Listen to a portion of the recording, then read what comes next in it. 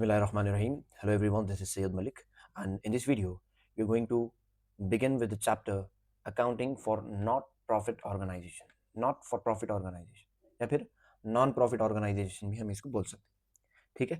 And this chapter is having the weightage of 15 marks in your final examination. Practical problems में 5 mark का एक question इसमें से आता, and that is receipts and payments account. Similarly 10 marks का एक question final exam में आएगा, that is income and expenditure account. ठीक है, now let us begin with the first problem of this chapter in which we need to prepare receipts and payments account. ठीक है, here it is telling that from the following details prepare receipts and payments account.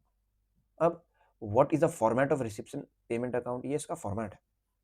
Account मतलब DRCR लिखना ये mandatory है, ये नहीं लिखे तो 2 मार्क्स कटवाते हैं आपके, राइट. और इसकी हेडिंग हमेशा 2 लाइन में आती है, receipts and payments account of Mrs dash for the year ending dash. अब इधर हम डैश क्यों लिखे, because in our question there is no information related to the business. ठीक है, बिजनेस का नाम क्वेश्चन में नहीं है और डेट क्वेश्चन में नहीं है, इसीलिए हम इधर डैश लिखे हैं दोनों जगह पे.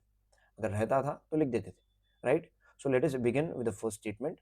Opening balance of cash, opening balance of bank. ये दोनों ओपनिंग बैलेंसेस है. किसका? एक कैश का है, एक बैंक का है. कैश हमारा एसेट है और बैंक बैलेंस भी हमारे लिए एसेट है. ठीक है, एसेट का हमेशा डेबिट बैलेंस रहता, so directly will move towards the debit side and will write to balance brought down. Question से इधर ले लेके आ रहे हैं ना हम, to balance brought down.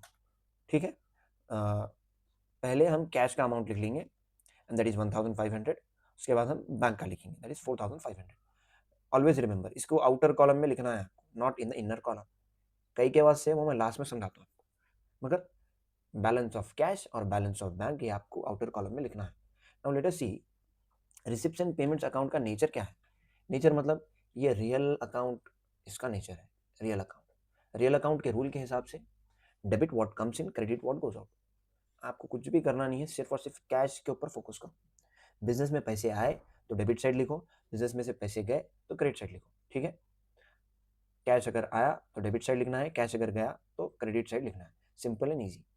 Subscription collected, subscription हम कलेक्ट कर रहे हैं. एंड ऑलवेज रिमेंबर, हम एक ऑर्गेनाइजेशन है और ऑर्गेनाइजेशन के पॉइंट ऑफ व्यू से हमको सोचना है. Subscription are the amount which is received by the organisation from its members. Organisation को उसके मेंबर्स सब्सक्रिप्शन देते. ठीक है, सो सब्सक्रिप्शन कलेक्टेड मतलब हमारे बिजनेस में हमारे ऑर्गेनाइजेशन में पैसे आए, पैसे जब कभी भी आएंगे तो हम रिसिप्ट साइड लिखेंगे, right, to subscriptions, that is 8000. Then after that entertainment show receipt. अब उन्हें खुद रिसिप्ट बोल रहा हूँ, so directly will write on the receipt side entertainment show receipt 4000. Then after that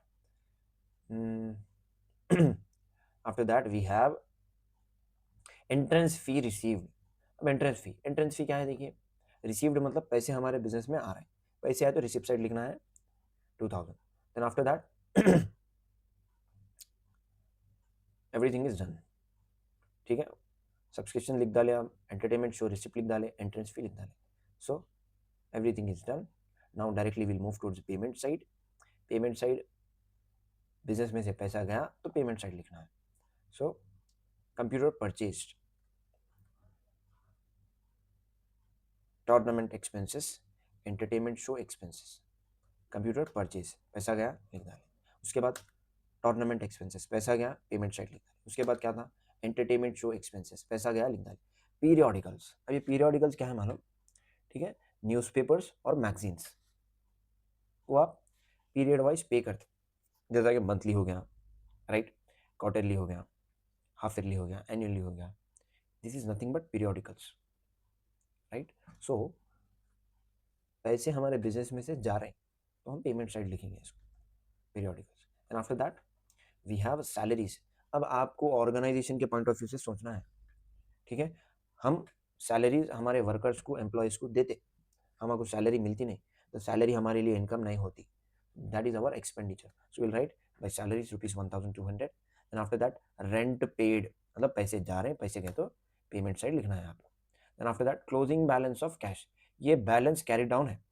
ठीक है, अब कैश का बैलेंस लिख डाले आप, मगर बैंक का बैलेंस हमको नहीं मालूम, क्वेश्चन में नहीं दिया, तो इसको मालूम करना ये हमारी जिम्मेदारी है। तो उसके लिए what we will do the total of both the sides, दोनों साइड्स का टोटल करो, डेबिट और क्रेडिट साइड।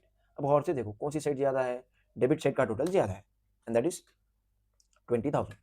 अब जो टोटल ज़्यादा है उसको हम दोनों तरफ लिख देते हैं, and from this 20,000 we have to do the total of credit side and subtract it.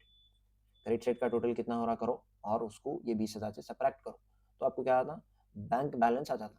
ये बैलेंसिंग फिगर का मतलब क्या है, ये 20,000 में से क्रेडिट अमाउंट पूरा निकाल दिए तो इतना बैलेंस बचता, and that balance will go for bank. So the amount is ₹4,000। Done, everything is done. Now it is your responsibility. क्या है आपकी रेस्पॉन्सिबिलिटी, कैरिड डाउन लिखे के बाद ये बैलेंस को ब्रॉट डाउन करना आपकी रेस्पॉन्सिबिलिटी है। So directly it will jump from the credit side and move to the debit side below the total.